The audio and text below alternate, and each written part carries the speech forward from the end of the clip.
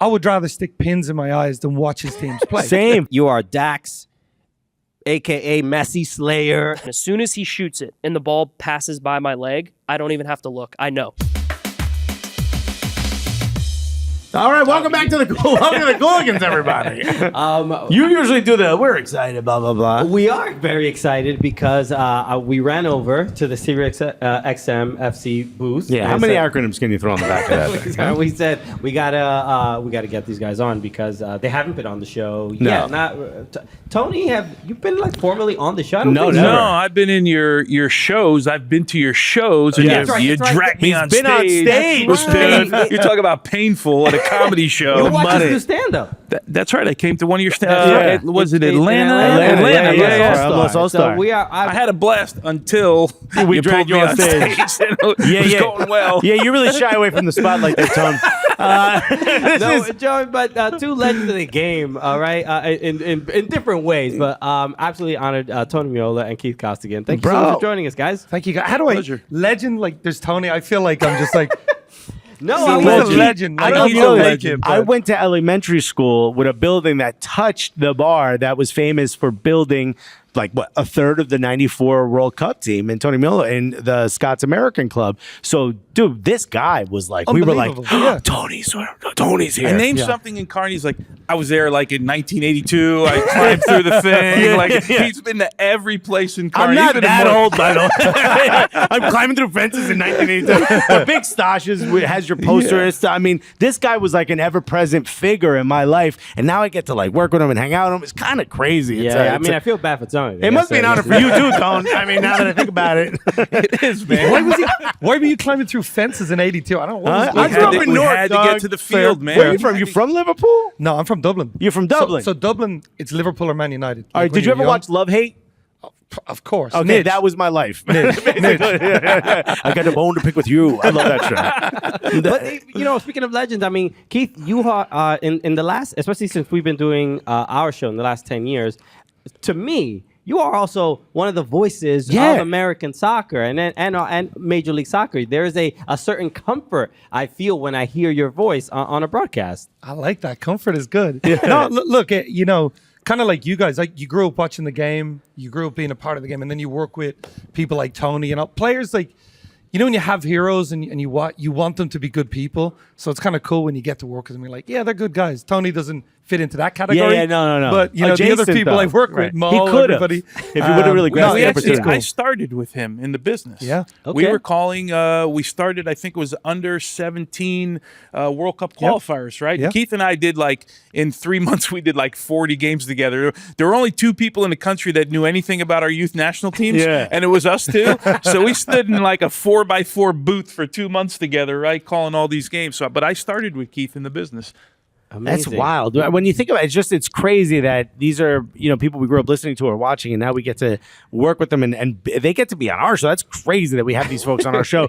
But I guess, we've been asking a lot of people this, and you guys are probably just as good to answer it. Just talk about where the game is now. Not just Lionel Messi being in, but there's documentaries being filmed about MLS. Bro, when you played in MLS, it was like trying to get, maybe past the first year, it was trying to get people to talk about it more. And now it seems like we're really on that up now. Yeah, the first year was actually good because there was so much excitement. It was the second and third year that became a little bit more difficult, right? We were losing some teams in the league. We just talked to, obviously we're interviewing the same people, and the sentiment has been, it's so easy to talk about how many stadiums we've built, right? And how many more cities we have in the league. But let's talk about the quality of the players and the number of players and the number of players that are developing. It's amazing to me that we've gotten to the place. This is where I dreamed it would be when I started in 1996, and we all grew up trying to grow the game a little bit. It's not where I thought it would be, at least not here in 2025. Yeah. Mm-hmm. We have far surpassed anything that I thought that this league would be, and we keep going in the right direction, in my opinion. Yeah, there is this is the 30th year of Major League Soccer. Wild. For some, the fact that I even got this far, especially with teams contracting and there was highs and lows, but even as a broadcaster, seeing one of the things I love and what I think a lot of people don't give you guys credit for is that not only did you play in the league, not only did you cover the league, but that you also get to maintain and carry the stories. You're like historians for Major League Soccer, because like you just mentioned right now, you were the only two that knew about these youth national teams. But there's a little bit of like more people, not enough people know about the past of the league, even if it's like 5 or 6 years past. So what do you guys think about that responsibility of like passing the stories on to those younger generations about this league so that they can basically, you can pass the torch to someone? Well, I think we're in this generation now of people who've come up like you guys, what you guys do, and you talk about Tony. You know, we know about you guys, and we're going into second generation of MLS fans. I get super annoyed when people compare a 30-year-old league or 25, whatever it was at the time, with a league that's been around for in 1991, English football was on its knees. Like, it was struggling. They were Mirandinha was the Brazilian they had in English football. You ever heard of Mirandinha? Brazilians don't know Mirandinha. They weren't getting so this idea that they were getting no TV money, all of those things. So the idea that like you compare, well, it's not the Premier League. Yeah, okay, no worries, apologies.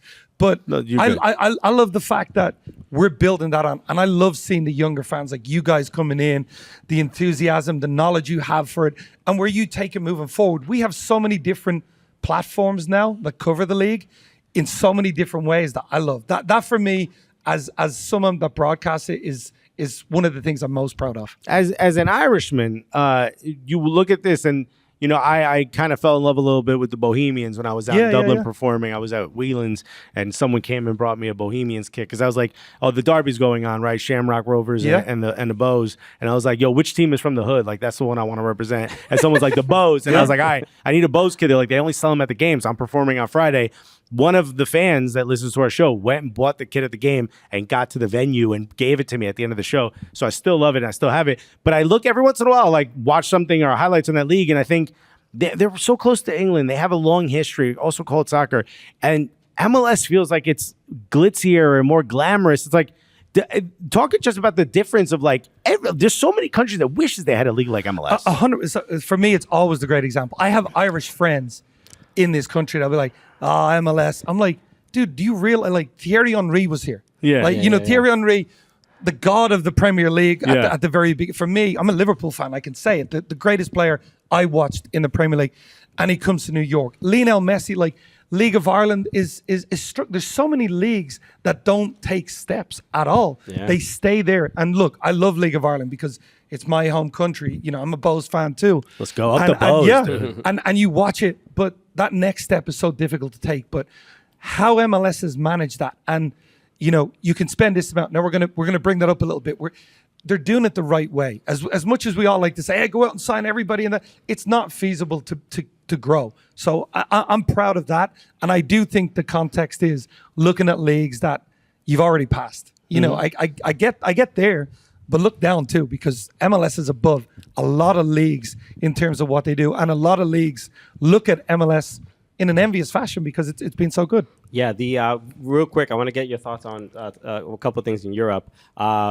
Just before we started recording, Sean Dacha, a manager of Everton, ex-manager of Everton, has been announced that he has been sacked. I mean, as an Everton look fan, how happy Keith is right now as a Actually, Liverpool I thought fan. you brought me on to be like an extra to make it look like you'd interviewed Sean Dacha because I'm ginger. You gotta shave your head. It's a tough one. It's a tough one. But there's a little bit of I'm not happy that he has been let go because Everton have been so terribly like underperforming, not scoring goals. But even as a Liverpool fan and seeing the blue side and kind of like what's going on there, what were your initial thoughts when you first heard the news? First of all, I met him. He brought me around Burnley when he was in Burnley coach. My wife was with me that day. He was joking about LA. It's very similar here in Burnley. This guy is like the salt of the earth guy. And I remember leaving saying, I can see why people would run through a brick wall for him. Loved him. Having said that, I would rather stick pins in my eyes than watch his teams play. Same fact. Like, it's just, they're not a good team to watch. If you don't have much and you want to get every little bit out of that group in the championship, perfect. But I can understand why Everton, new owners have said, we're going to make the move. I do. On a personal level, like him. As a coach, his teams, Tony, that they weren't good to watch. Gonna miss his press conferences. That raspy voice. Yeah. He's the guy dude. you want to have a beer with and smoke. I don't drink or No, smoke. I want but to have a hot tea with the guy. Fix that, will you? Buddy, see a doctor. Yeah, there was nothing that led you to believe that he should stick around anymore. And it sucks for managers, right? This is their life, right? You get judged on one thing, and that's winning, and you don't win enough, and you get fired. Yeah. And then the other thing, the Supercopa We final. got a Milanista. We got a here. Milanista here, so we got to talk about just Pulisic and the performances from Yunus Musah. The semifinal and the final were kind of just remarkable to see, and the huge comebacks. But what is there's an excitement, I think, for American soccer fans to see two high-profile players find some success. But as a former obviously, national a team former legend. national team player, and as a Milanista, what were your initial thoughts? Yeah, look, it wasn't going well. Conceição, and I'm on record. He was the guy I wanted in the summer. Right, he was the guy, and Milan fans were worried about. He's arguing with the press, he's arguing with the players, but it was what that team needed. Right, it's what they really needed. And I'm looking at it now. There wasn't a lot of good football in the first the first halves of both of those games, semifinals and finals. But there was a spirit about the second half. I mean, Rafa Leao chased the guy down and pulled his hair in the sideline and tugged him down. Like, we're just happy he chased him down. Forget the rest of the stuff. Hey, he tried back. Everybody. He went back. I And love the extra credit. And I'm looking at it, and Conceição even said, this is not good enough in the first half. He talked after the semifinals. It wasn't good enough. We needed to pick up the energy. That's what that team needs. And to see that Christian Pulisic has been carrying the torch for that group for an entire season.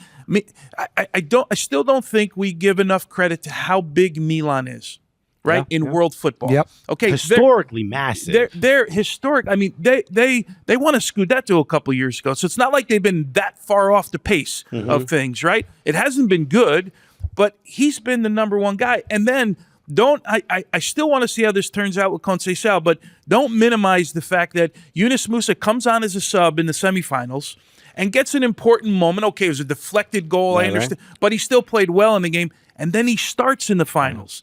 That's not a minor reward, detail, yeah. right? That's a manager said, hey, I like what you did in 25 minutes, or actually it was a little bit longer, right? He came on for an injury, but I like what you did as a sub. You're going to start in the final, by the way. Huge. Right? That's so I think we know Christian is going to play. I'm interested to see now what happens with Yunus Musah. By the way, on that, Tony, I don't know how you guys feel. I don't think we give Christian enough credit in terms of how he shows up in big games.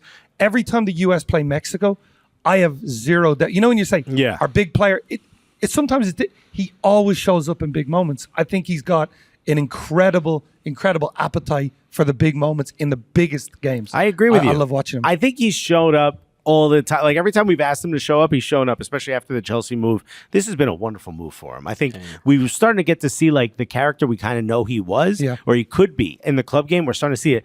But maybe you guys can talk me off a ledge a little bit when it comes to there's something else. There's another level that we want to see in the goal, the pass to the pre-assist, if you will, in the final. So, I mean, what an absolute. That's the moment where I said, okay, we're starting to see him want to be that guy, but show that he is the guy. He is him. And my off, because the penalty thing still kind of lingers in the back of my head of like just sort of allowing that to happen. There's something about this guy, Christian Pulisic. I want to see him be like, nah, you're not going to do that to me. Well, did you see the last penalty kick? Yeah. There was no one within 20 yards. Yeah. There was one guy with a ball in his hand, and it was Christian Pulisic, and he was taking the penalty kick. But you know what I mean, right? Like just to we becoming had an this argument on authority air, guy. but we felt differently on air about how he should have reacted. I think we agreed on the situation sucked for everybody, but how he reacted, you and I disagreed on air about that. But this time around, right, this is the correction. And with a new manager, by the way. It's a different manager from when that all happened. So that's kind of that's steps you take in your career. Well, one thing, by the way, I think we look back at Chelsea. We always talk about Chelsea didn't work out. I think we're in a place now where we can look back and say Chelsea was the issue. Yeah, of course. Because you look at Mudryk, you look at Madueke in and out. Like, name the player outside of Cole Palmer that's come into Chelsea in those wide positions, and you're like, oh, every week. Chelsea was the issue because there's so much chop and change. So I think Christian Pulisic has put that behind him. Whether he wants to go to a bigger club, Tony, it's up to him. Why is Inter calling for him? I'm joking. Guys, you're not going to break me down. You're not going to do it. No, I know you guys got to get to an interview, but you guys, again, Honored to be chatting with you guys. You guys are welcome anytime. Tony, we got to get you in the studio in the city sometime. I know you can't avoid us. You can't avoid us for too long. The guy who has 18 jobs I sit inside. next to the guy like every other day. He hasn't asked me. I'm just saying. Hey, where are you heading to later? Nowhere particular. He's like, I'm going home. I'm tired. I put I a gotta go Taylor to ham, bed. egg, and cheese on a stick, and I was trying to get him out of the studio into the train. No, but I want to say I mean it for me, like to be here to see what you guys do for the game is incredible too. So when you say you heard of, we hear your voices. Like we hear what you do. I feel like I need to apologize to you now that you said it. I hear what you said. And we'll talk later. No, I feel bad that you have to hear my voice. Dude, it's an honor. Thank you for saying Keith that. and Tony, thank you so much for joining us, guys. Thanks for having us, man. Introducing Daily Draw, the latest free-to-play game from Yahoo Sports. Daily Draw gives you a pack of 6 prediction cards every day based on the day's biggest sporting event. Download or update the Yahoo Sports app on the Apple App Store or Google Play and join the action with Daily Draw today. All right, welcome back to the Cooligans, baby. We are still here in Miami. In Miami, MLS Media Days. And Media Days. Days, okay? It's DAZE. okay. We rebranded. Yeah, you're welcome.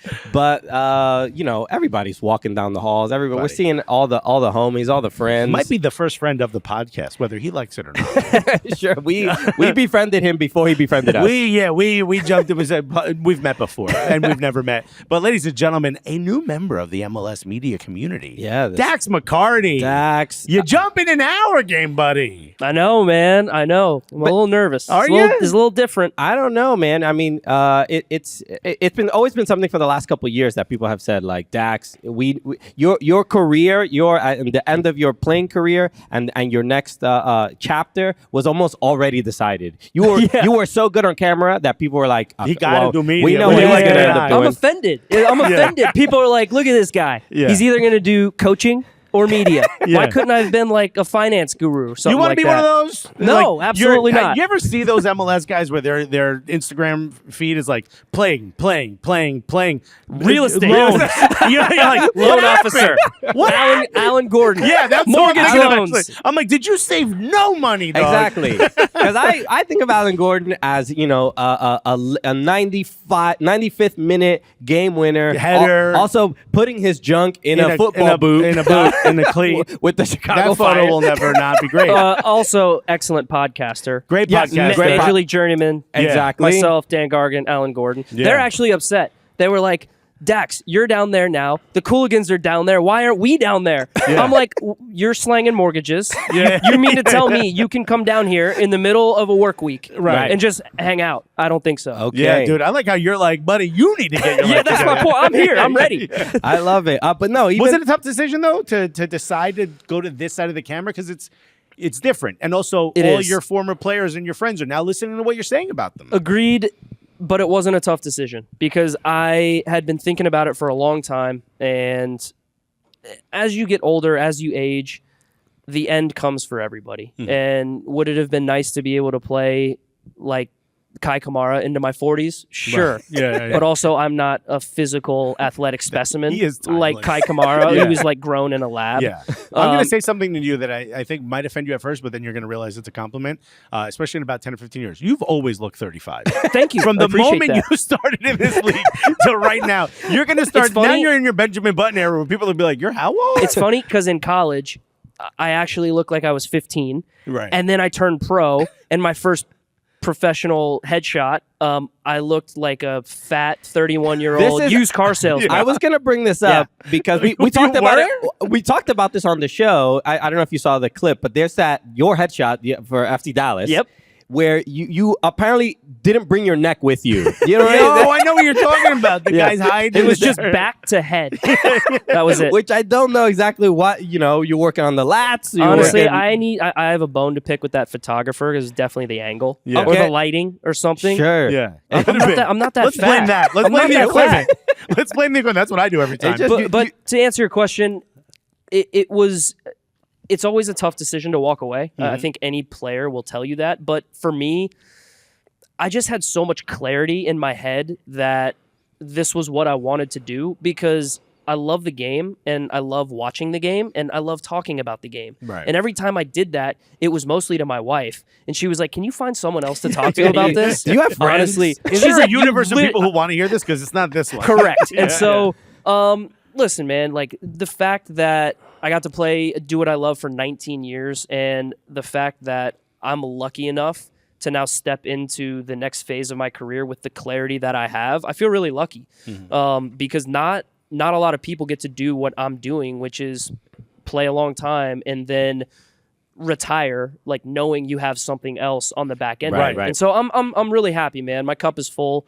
Obviously, like the run we went on with Atlanta United, where I didn't play a ton in 2024, but like I played a lot in the playoffs and I played pretty well. And so being able to go out in that way, like obviously I would have loved to gone out with an MLS Cup, but I think the best consolation would have been, hey, like you helped knock out the team that everyone considered the greatest MLS team of all time. So like that's a small consolation, right? And so listen, man, I'm excited about the next chapter. And yes, I do hope that all my former friends and teammates that I'm going to have to talk about realize, listen, I love you.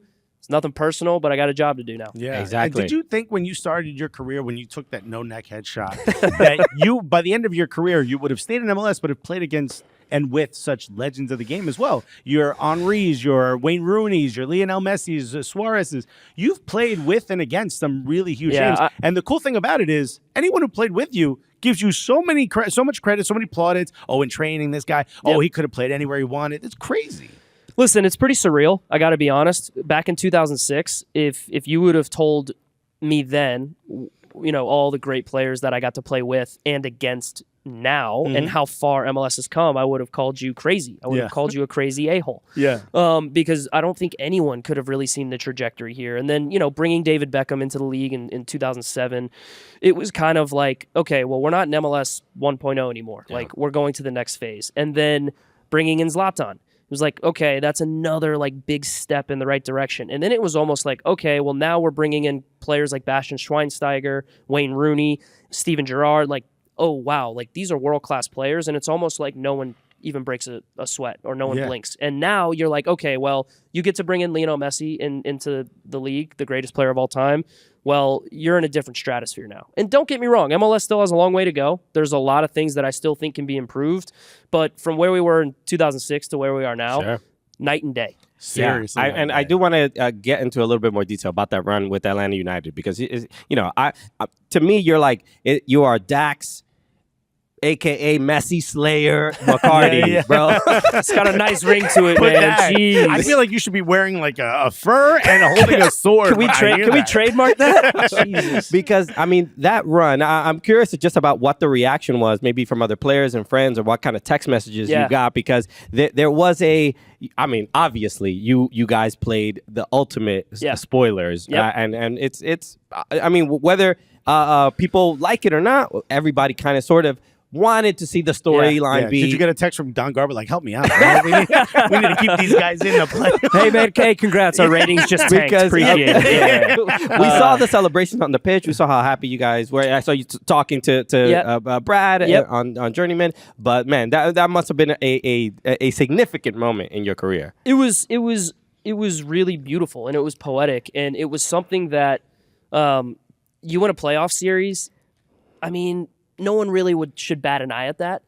But because of the season that we had in Atlanta, with all the turmoil, we sold 3 players for $40 million, 3 of our best players. Casual, $40 million. We lost our head coach, and we had an interim coach for 6 months. And so you just add all that up, and it was really inconsistent the whole year for our team. And then for me, it was difficult for me because, full disclosure, like, this 2024 was a little bit of a test case.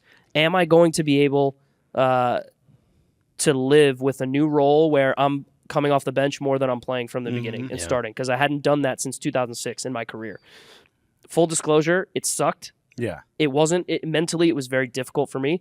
And so then when we got in the playoffs and we went on that run and when we beat Miami, it was almost this cathartic proof. Like, hey, man, like I was proving to myself I could still do it at a high level. Like, right? you still have value on the pitch. Correct. Because I felt like undervalued for most of my career. But then even in Atlanta, it was like, man, I feel like I should be playing more, but I want to be a good teammate. I'll help the team in any role that they see. But then we had such a weird year, and like we didn't play that well, and it was inconsistent. And I was thinking I could help this team if I played more.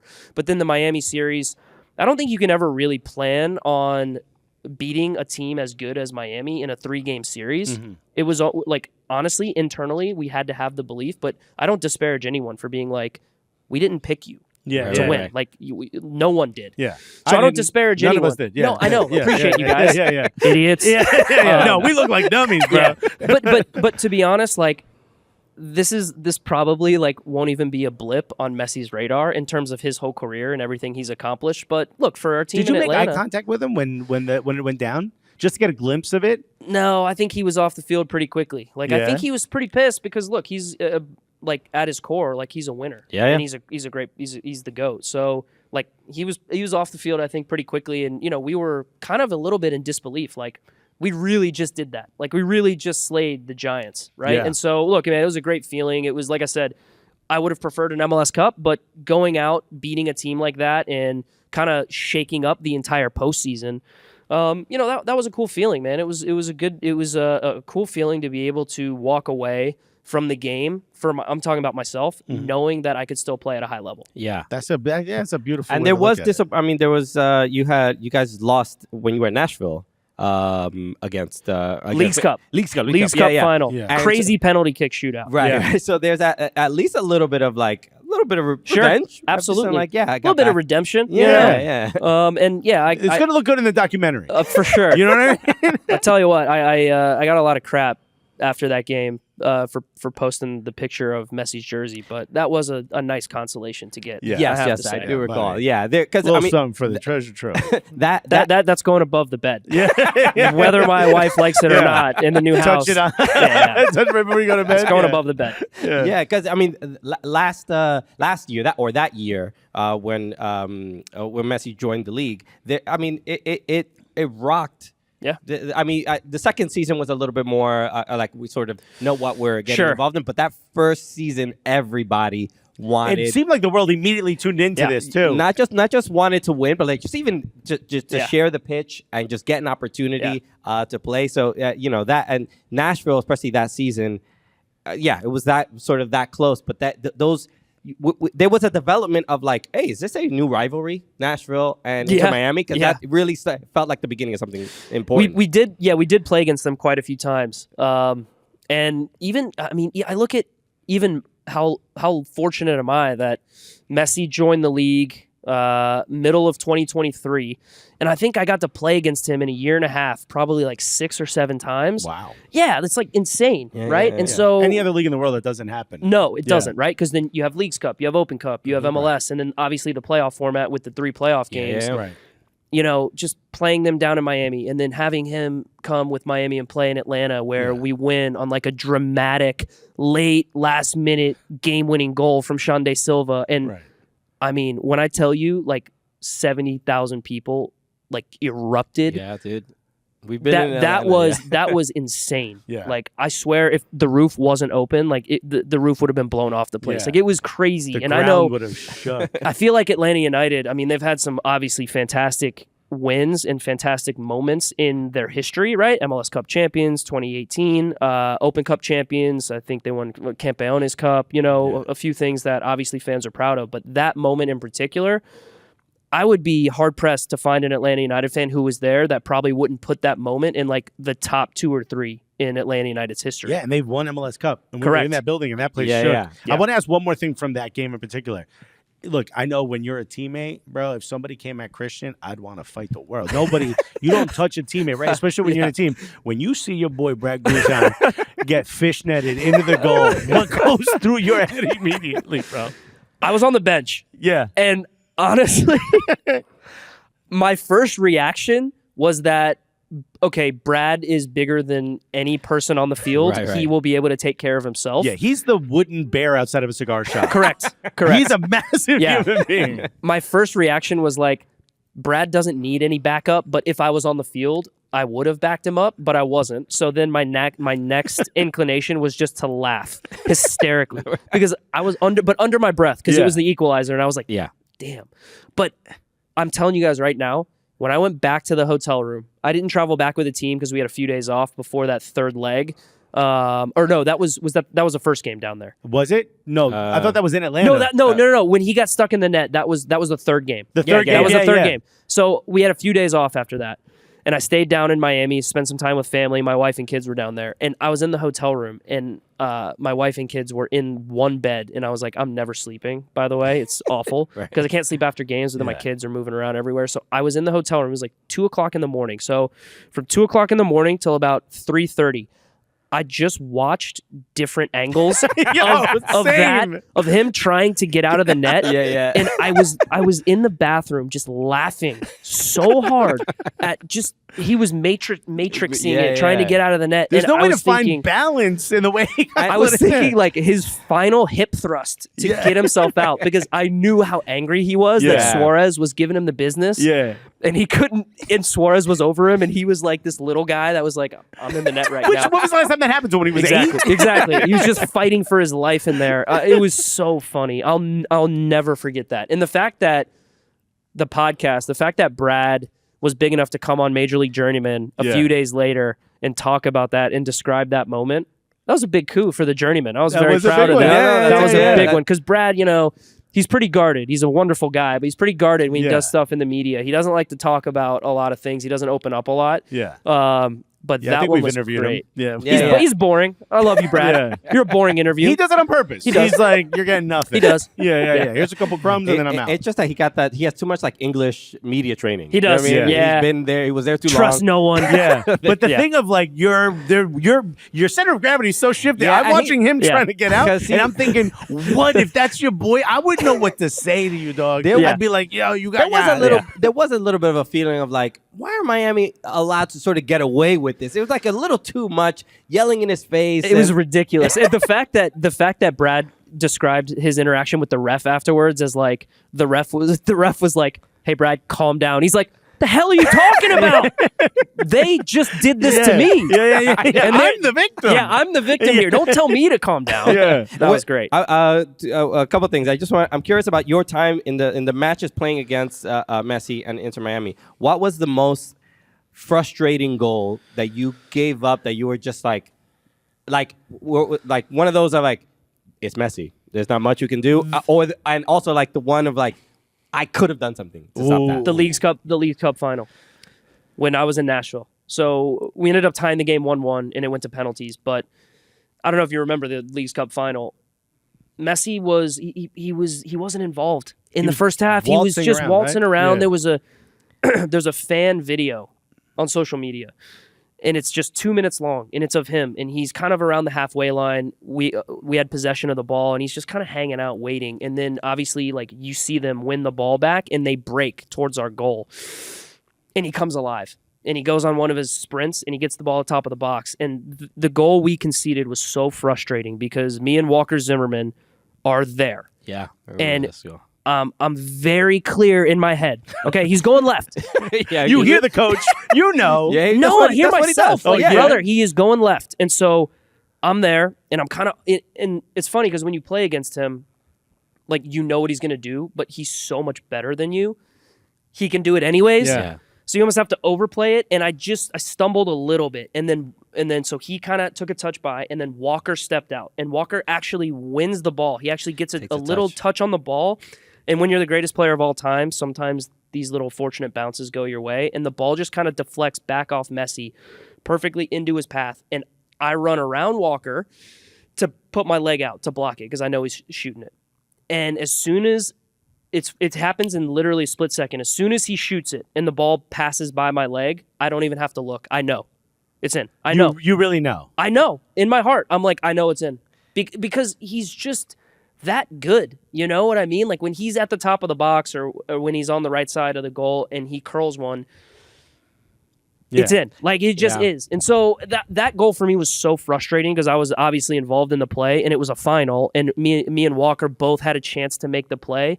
And like we kind of did, but we didn't do enough. Yeah. You know what I mean? He still found a way. He still found a way, and it ended up obviously being a difference in the game because it's 1-1. Like maybe if we could have won that game 1-0, we're lifting Leagues Cup over them, right? But I mean, obviously for Messi mania and the hoopla that the league created with him winning Leagues Cup was pretty poetic. Sure.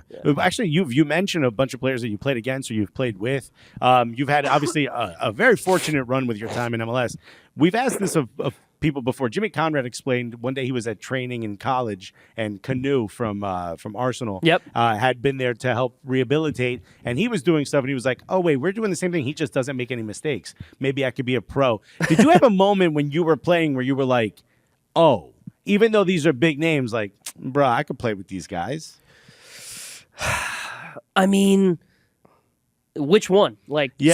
So many. I mean, I remember getting drafted to FC Dallas, and I remember going into preseason just being like a nervous wreck, right? And like you always have a little bit of confidence. Like I was a high draft pick. I knew I was gonna, be a good player, but you just never really know. It's such a step up in level. And so like that first preseason, we were playing. Preseason used to be fun. Like preseason not fun anymore. Right. You just go to Florida or Arizona or California. Like you don't do any fun stuff anymore in preseason. But back then we would go to Brazil, we would go to England, we would go to Spain, like FC Dallas, bro. We were painting the map. We were going everywhere. Pins everywhere. It was awesome. And so like my first preseason, like after first couple training sessions, I was like, oh man, like I can definitely I can play for this team. Like I was thinking I might even start the first game, like all this stuff.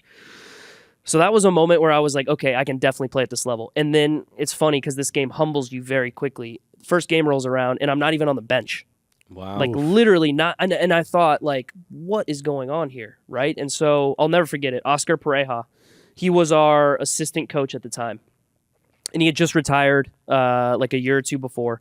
And he was just starting his coaching career. And he was like feisty midfielder, like number 6, number 8. Mm-hmm. And I remember we've had a reserve game a few weeks later, and I played in the reserve game, and I totally tanked it. Like I was a little prick. Can I say that? 100%. I was.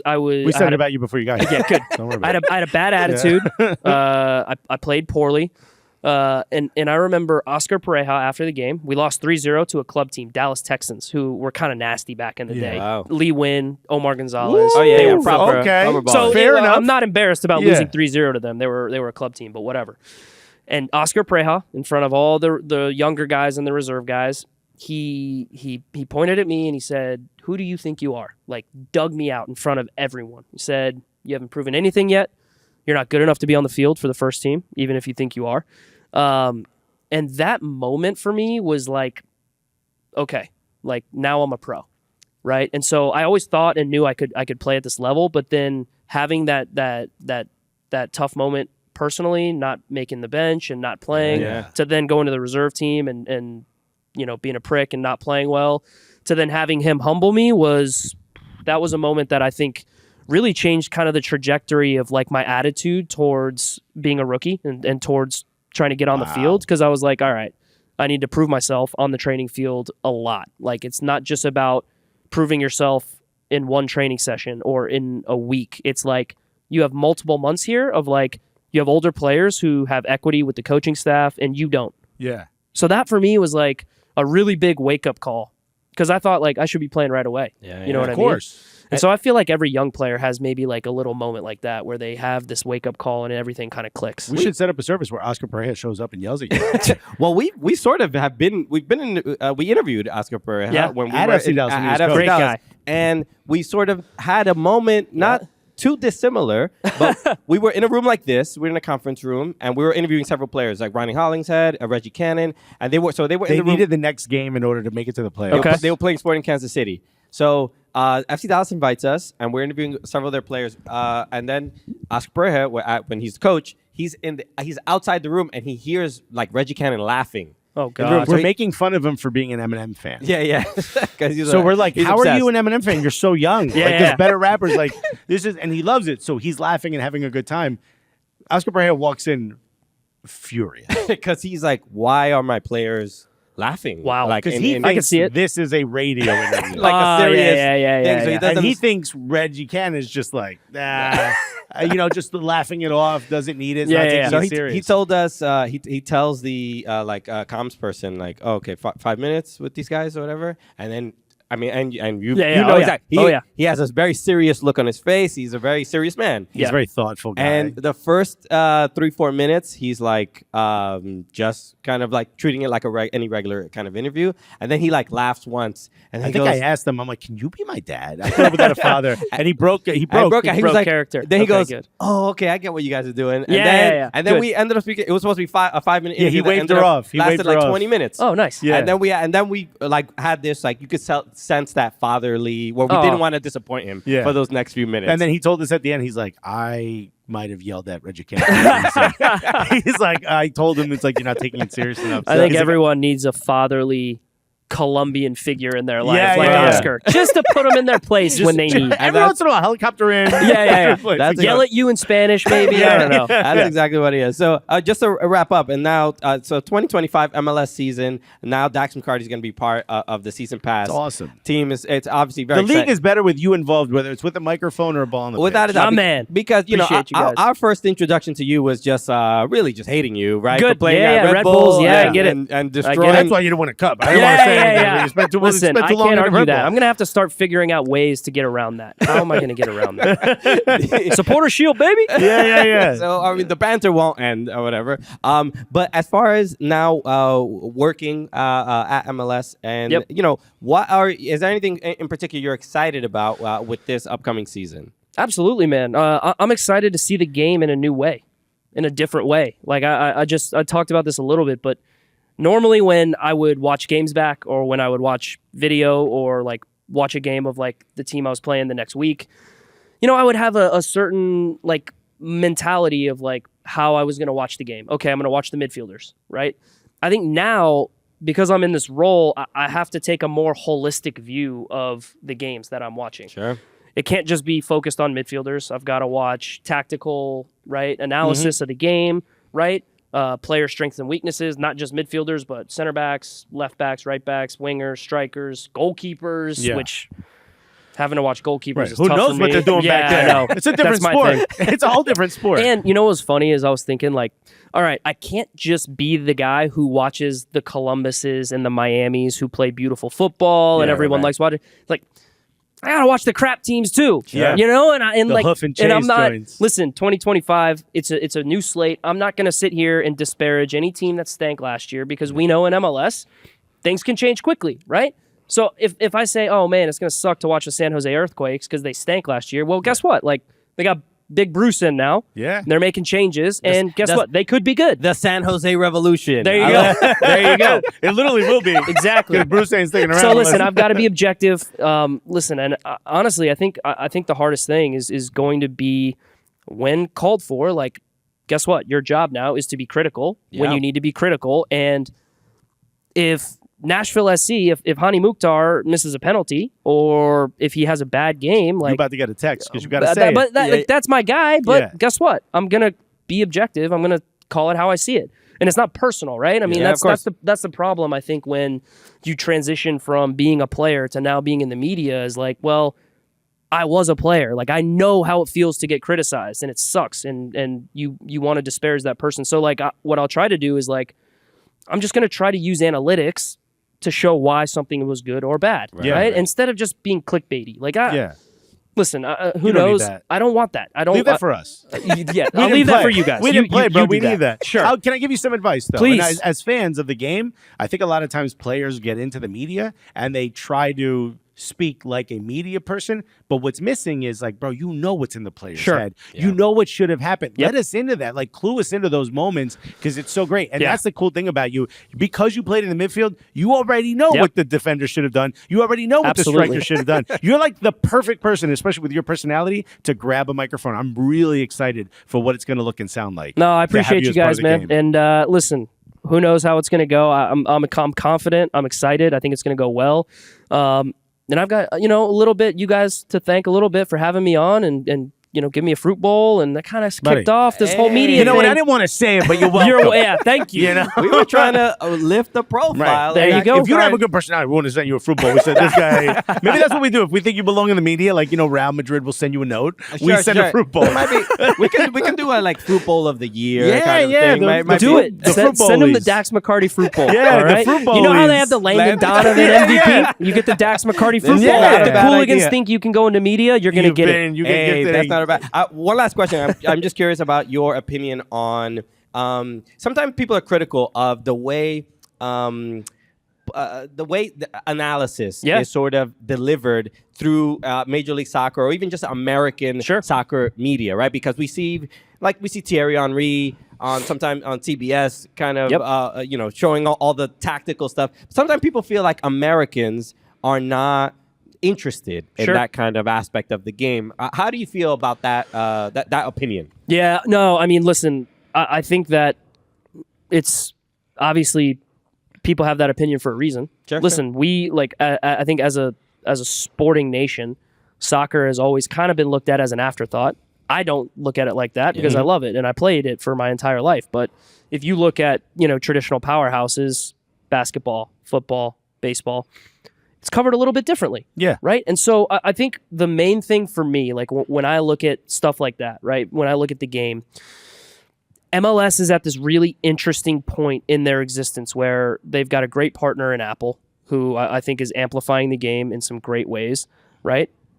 But these other leagues, they have so many different eyeballs on them and so many different voices covering the league that it makes it interesting, right? Like sometimes negative press, it sucks to hear, but also like those are talking points, right? Like you have to have thick skin to be able to do that. And so I think the way that I want to look at, like the way I want to cover the league is like, I'm not going to be negative, but I think you need to be critical. I think you need to be critical when it calls for being critical, so then you can improve. Like not only me, but like maybe the league and teams in general, right? And so I'm really excited about the analyst part of it because I think that more can be done to break games down and break plays down like they do in Champions League coverage. I think that's a really valuable aspect because players obviously know. They know when a play breaks down. And Bring instead us of into your world. exactly, Yeah. instead of just talking about it and saying this, show people. And show people like where there can be differences. I mean, like media nowadays, it's so virtual and like you've got touchscreens and you've got technology where I can maybe jump into the screen and start doing what this person should have done. Like who knows what. Sometimes I want to break into the studio because I hear a player go, and he knows he should have made a different run. What run? What was the run? What should he have done? That's it. I think in media, like the one thing I'm gonna have to be cognizant of is that I talk a lot, and that's not gonna fly when you are on a time crunch. If I have 30 seconds to make a point, make the damn point. You know, like you set off his PTSD from working with me. Right there you now, go. Don't ramble. Like that's my biggest thing that I'm gonna have to come around to is like rambling. Can't do it. Just get in, get out, make your point. Like be sure about what you're saying. Like don't waffle. And then just get out. Because I'm excited to see, and I think that's a development from the media side and the analyst side is just. I watch people talk about NFL, like people who just play like fantasy football, and they're like, oh, there's 5-4 blitz, and there's a spy, and I'm like, cover the linebacker cover. I'm like, you're just a casual person, and you know this stuff, and I think Major League Soccer could be covered in the exact same way because I think there's a little bit of like, I think fans would love to know this stuff, and some of them already do, but they have to like really search out that information. It also would help us with fantasy. You know what I mean? Fantasy MLS. Fantasy MLS. I don't think I can get any insider based info. on XG. You know what I mean? Well, Dax McCarty, man, we are absolutely stoked for obviously this opportunity that you're going to have this year, and it's going to be great to see you. Whether that's calling games or in the studio on MLS 360. The more Dax, the better. The more Dax, the better. Now we're huge. It's the title of your reality show. There you go. There you go. So thanks so much for joining us, man. This has been super cool. Cheers, guys. Thanks for having me. Of course. Shout out to Dax McCarty. Bro, Dax, what a legend. What a legend. And stepping in our game. I almost 2-foot him, honestly. just to show him like, welcome to the big leagues. So, Rook. Yes, he I was just mentioning that we took a photo with Dax and I posted posted it on our Instagram stories, and our DMs are basically like, "Boo! Yeah, why you got this Red Bull guy on? Okay, he doesn't play for them anymore. Nah, he's in the media game now, dude. Okay. He's everyone's friend now. He is, yeah, bro. Dax is a lovable guy now. I think when he played, there's probably a lot of people who were like, ugh, this guy, because he was such a, he'd get in your face. He's you get in know? your face, a competitor. Yeah. Just yeah, but you know what? We need some of those folks in media now. Right. Okay, so it's nice to. No, it can't just be me. It really gets under people's skin. So shout out to Dax McCarty. Yes, we're still here at MLS Media Day, but we have to talk about some European footy because a lot's happening. What's going on over there? Actually, let's talk about some news that broke while we were here. Yeah. West Ham, who's been terrible all season, has finally decided to break up with Julen Lopetegui. That's right. West Ham are a team. Julen, yeah, are a team where I think the way I sort of view them, maybe because of their history and Lampard being there and starting out there and stuff like that. I just don't really. It's difficult to see them as this type of club like that who just can't seem to figure anything out. They got relegated a couple years ago and they made it back.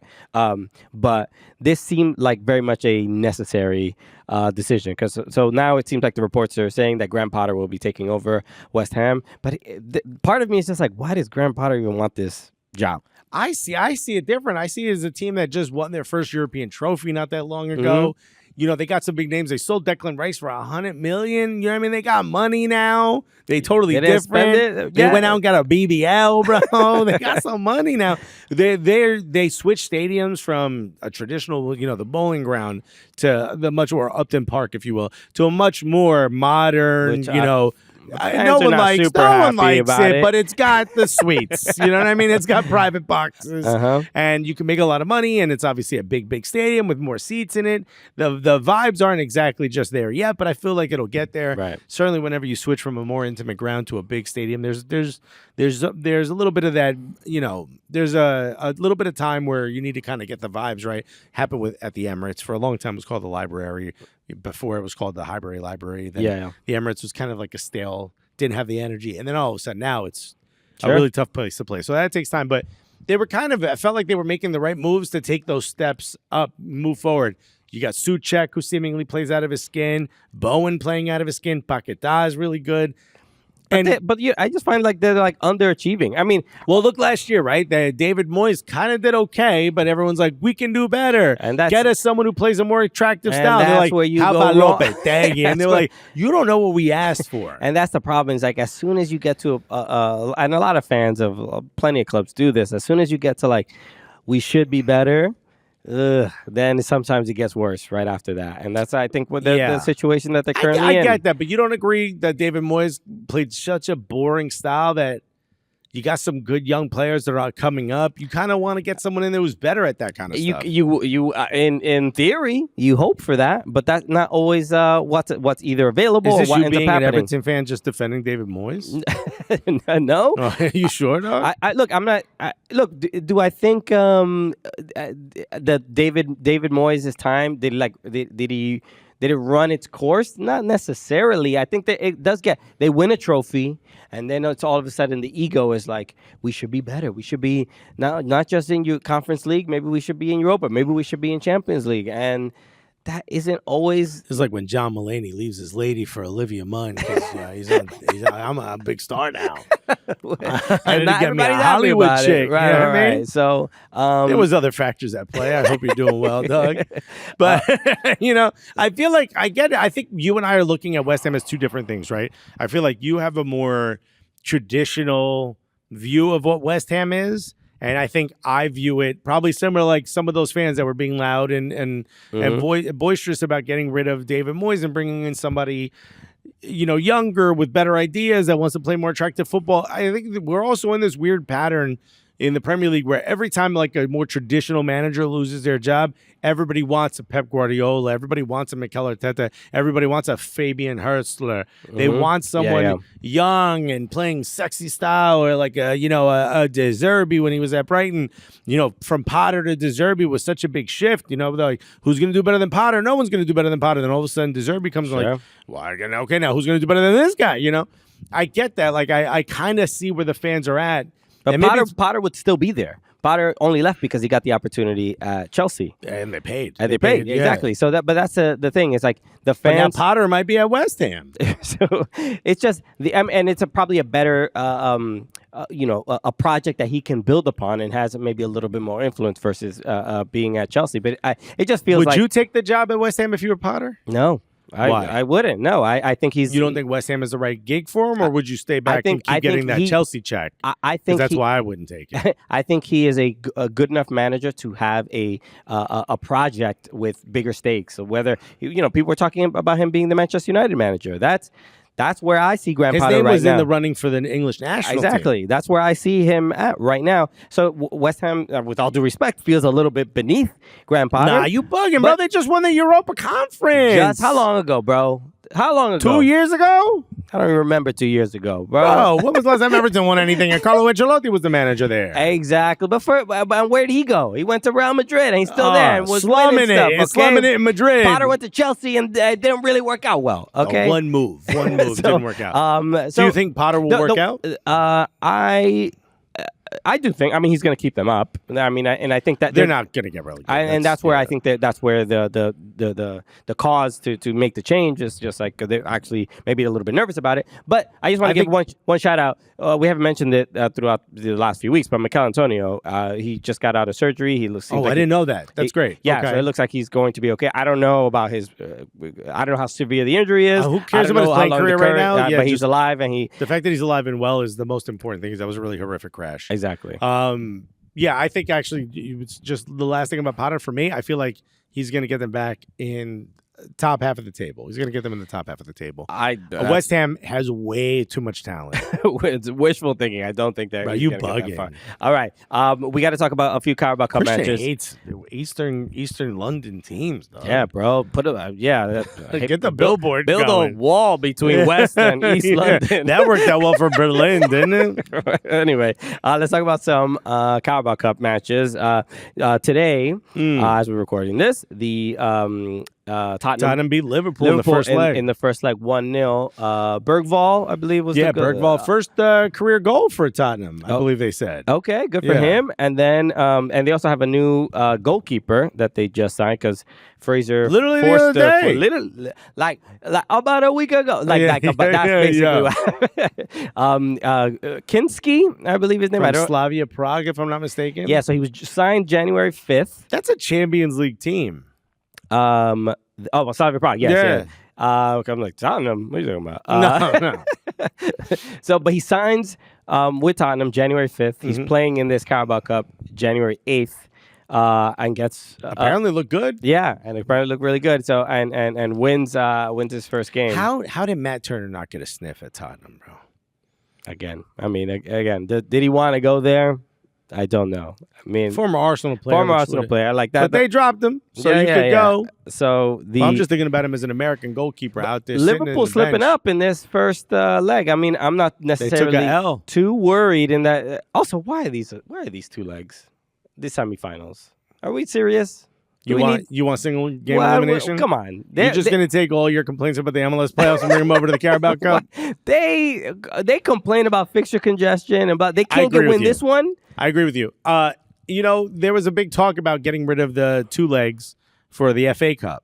Yeah, for like a replay. I feel like Carabao was like, bro, we got you then. You know what I mean? This just feels unnecessary to have 2 legs in this game. It's a lot. Yeah. What is it? The goddamn, Liguilla in Mexico? 4 people who know about the Carabao Cup will get that joke. I'm looking forward to getting their emails. Arsenal also played Newcastle in their first leg. Yeah, bro. Mikel Arteta complaining about the balls, dog. I didn't. You just remind me of that because I don't know the exact details. So there was a lot of shots going over the crossbar. There was a lot of shots that were missed by Arsenal because the ball is different. The ball is different. It's a Puma ball.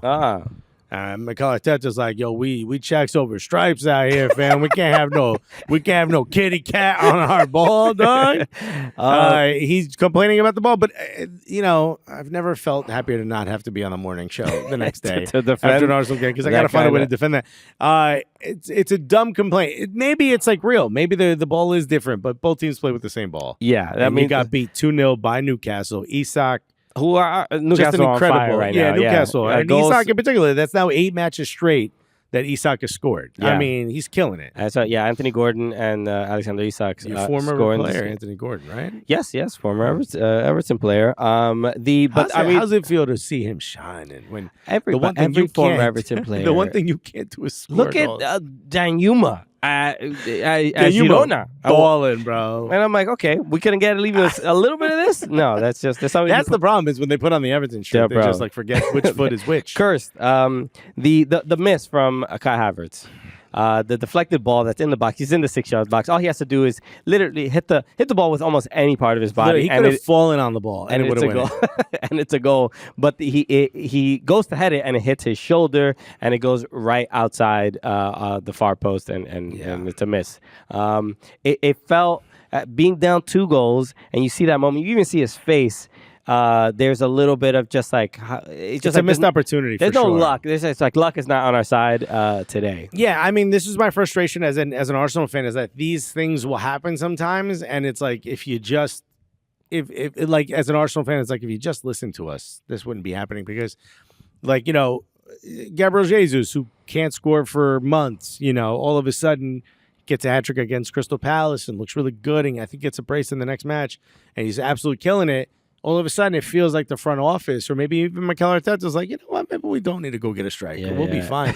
And it's like those are the moments where, at the end of the season, this happened when Lacazette started scoring a lot, and people were like, yo, man, he's a little bit up there in age. He's not going to be able to carry the whole season, and you're going to see. And while he's playing incredibly well at Lyon and in France, when it came to the Premier League season, I get the feeling they didn't go out and get a striker because, like, well, Lacazette's doing well and we'll be fine. Yeah. And then you see towards the end of the season, it wasn't enough. And I feel like we're playing this tape over again. We're watching Havertz missing those big moments. He's having a great season otherwise. Exactly, yeah. Because it's just not enough. It's weird to see the flip-flopping from Arsenal fans of like, sarcastically being like 60 million down the drain. Yeah, like sarcastically. Kai Havertz scores again. And it's and then when he misses those big opportunities, you're like, this is why we need a striker. Chelsea, they nicked a check off us. Have you seen white dude with glasses that he's like always angry? He's an Arsenal fan, but he's always angry about Arsenal. Is that Lee Gunner? I don't know his name. Does it start with an I? It's ECO or something? I don't know what. Nah. It's popping up on my TikTok a lot. And this dude, he's going in on Odegaard about why he doesn't deserve to be the captain. I feel like furious at Havertz. And I feel like, as much as I love and adore Arsenal Fan TV, the leftover, the wake of their wave is all these people who think if I'm just angry at Arsenal, I have a personality. Okay. I mean, I enjoy it. I'm sure you're having a good time. Tottenham fans seem to be enjoying it. I, not so much. Okay. So they have a second leg. Let's see if they can come back. I mean, Liverpool has better the result right now, only being down 1 goal. But Arsenal, it's going to be tough to do that at St. James Park. It is. 2-0 is going to be tough. To wrap up, we have to talk about the Italian Super Cup. Bruh. Because the final and the semifinal. The Copa de Pulisic, bro. Yeah, bro. The Copa Americano. Damn, at this point, it might as well. I think you and I have talked about this before, but I have a friend from Milan, a massive Milanista, and he's, I was like, what about, Pulisic? And he's like, what are you, Pulisic? You want me to be excited about a Pulisic? We had Shevchenko, Maldini, and no Pulisic. He's okay. He's a good player, but no. That guy texted me without me texting him because I tend to leave him alone during Milan matches, especially a Derby della Mondanina. I tend to leave him alone. He messaged me out of nowhere, Pulisic the maestro. And that, I think, is a tidbit that kind of gives you an idea as to how much I think Pulisic won us all over as a Milan player. Right. Pretty quickly because we're like, see, that's what he didn't show you at Chelsea because he wasn't given the chance. Look at him. Not only is he good, he's consistent. Yeah. But there's something else. There's something missing. And I think I was critical. I can't remember how you were during the moment when the penalty, when I think it was, who was it? It was Leao and Teo who took it or something where. When they were arguing about who to take the penalty. And it wasn't, even though, or whoever it was, maybe it was Tammy, whoever it was, I can't remember, but he kind of walked away. Pulisic, and he knows he's the penalty kick taker, Yeah. and he kind of walked away. And Fonseca had to come out and say, I don't know why that happened. Everyone knows Christian Pulisic is our penalty kick taker. That moment where all of us asked for him to be more assertive and more, I think a part of that and a leftover of that and an example of that is that sometimes it feels like he shines in moments, but he doesn't take the game by the scruff of the neck. You know, Sure, yeah. He doesn't impose himself sometimes in a game and says, I'm going to not only am I going to take over, but I'm going to show you all how this is supposed to be done. He just has these flashes of brilliance. This is the game where he said, I would argue both games, the semifinal and the final. yeah, a semifinal for sure, but Yeah, I think final. a final is different. A final, Sure, the feeling is different. You're going against your lifelong rival. This moment was the one that said to me where he was like, bruh, watch this. And he's like, not only am I going to pass to you, I'm going to pass it to you in a position where the only thing you can do is pass it to this guy and score. It was and a it was fabulous pass. I am in awe of that pass. And I'm in awe of like to pass it in that spot where he has to make that run that puts him in a position to make the pass to the center is just circumstances impossible. That wasn't by happenstance. That was on purpose. Sure. And that was the moment where I'm like, bro, you're becoming that player. You're not Shevchenko. And that's a very tall task to ask someone to be Shevchenko this early in their career. That was over time, excellence upon excellence upon excellence. But this goes in that file. This is one of the exhibit A's. This is one of the examples you will show. If he has a long storied career at Milan, this is one of the first things you're going to show where you're like, this is where he became the guy at Milan. And he did it on January 6th. Bro, his favorite day. It's almost as if he stormed the opposing half. You know? Took no prisoners. Had a spectacular game. I mean, not only the goal, but again, that pass. He wants to make Milan great again. Yeah. You know? Yeah, I love the. Also, the semifinal was interesting because he earned the penalty and scored the penalty as well. And the penalty wasn't necessarily that great. No. But it got past the keeper. Whatever. All you have to do is score him. But I love that, especially even in that game. Two Americans at Juve, two Americans at Milan, and Weston McKennie. Weston McKennie had a good game. Bro, that little rainbow flick. Rainbow flick. He was like, stunning on him. And then he's really coming to his own at Juventus for the second year in a row. And then the goal from Yunus Musa, the own goal, but the deflection. It's just it was just matter. it was just. I don't care. I'm so happy for Yunus. I don't care how that went in. That was just such a great moment. I think just for you know what meant the most to me? It was the celebration afterwards. You saw how much the other players were like, "You're doing it. You're doing it." Right. That's good for his confidence. Exactly. Yeah. So just a super entertaining pair of matches, and I think a lot on the line. Especially for the U.S. men's national team players. I know we probably don't have a lot of time, and we're literally getting the wrap motion. But talk to me about Conceição's dancing. Yeah, I saw him with the cigar. There's a lot of this. There's a lot of it, and then it was a lot of hip thrusting. You're the coach, and also it lasted a lot longer than I thought. It did, and it's also the fact of like, bro, you're new here. I mean, why are you so comfortable? You ever see like someone walk into a school and immediately become the cool guy? That's Conceição. You're like, damn, dog, I was the funny one until this guy walked in. Where you from? Comedy Academy? Why are you so confident? A clown school? Where'd you come from, dog? He is by far the coolest person on that team. I think it says a lot to beat down in the game and end up winning. They were down 2-0 and they end up winning 3-2. So I don't know exactly what happened at halftime. Or Inzaghi said our defenders retired, and he goes, we should have. We let them through the door. We should have closed it earlier. It's like, that's the thing. They've never lost after being down 2-0. Wow. Inzaghi, under Inzaghi. Being up 2-0. 2-0, yeah. How crazy is that? Yeah. Look, and to do that in a final, to do that against that team, in Inter Milan that are playing fantastically this season, and especially AC Milan, they fired their coach for a reason. They were in a really bad they're run in a very form. mediocre run. Yeah, but it's just like they are they even going to be in Champions League next year? Like that they should at the very least be a top 4 with the amount of talent that they have. Fonseca had beaten Inter before, in this year. Yeah. But that was when it was equal 1-1, and then they scored. Yeah. this is being down 2-0 in a final. This is a different level. I agree. And again, Pulisic especially has already won stuff with Chelsea, with Champions League winner, and so he has a fair amount of trophies. But this one feels a lot more like this feels like it's his. It's his, yeah. And more than anything, like almost like he led the team to this success as well. So Pulisic, the maestro, bro. Even the Italians are on board. In fact, I'm glad you like him, but stop glazing, dog. Chill. Okay, that's our January 6th game, bro. Hell yeah, bro. He said, "Stop the steal, dog." All right, everybody. Thank you again for tuning in to this special MLS Media Day episode. We're excited to be here. We have just so be on the lookout because we're taping a bunch of interviews while we're here. They're going to be coming out all leading up to the MLS season, which starts February 20-something, February 20th, 21st, something along those lines. So a lot to look forward to. So if you're an MLS fan, stay locked in because we have a lot of really, really great interviews with some big, big names in the league. And so shout out to MLS for just even putting us, we got our own space. Bro, look at this.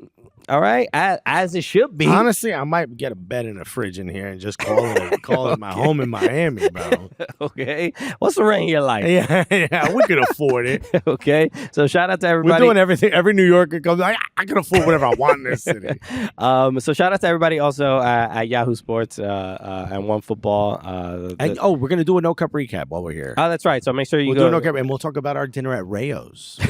I know everybody wants to hear about that. They gotta be excited. Just a shout out to Carter, Ismail, Adi, the whole team, the whole Yahoo team. Steve, Bob. There's a lot of people back there. It's a whole. They sent 45 people. Yeah, honestly, it's a lot. You don't even understand the behind the scenes that it takes to get us ready to do these Christian interviews. gets on the bus and he starts doing. He does roll call. That's how many people are here. Okay, everybody, wear your name tags because there's a lot of us. Ezequiel, there's a lot of people here, bro.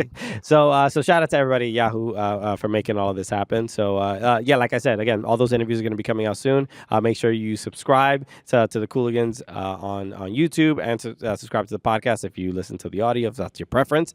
We have another episode coming on Monday. We'll be back in studio. A lot to look forward to. So thank you, everybody. The Cooligans don't stop, bro. We don't stop, can't stop, won't stop. Nope, don't say that. No. we Show's not brought to you by Baby Oil. All right, everybody. We'll see you Monday. Cheers. Love you guys.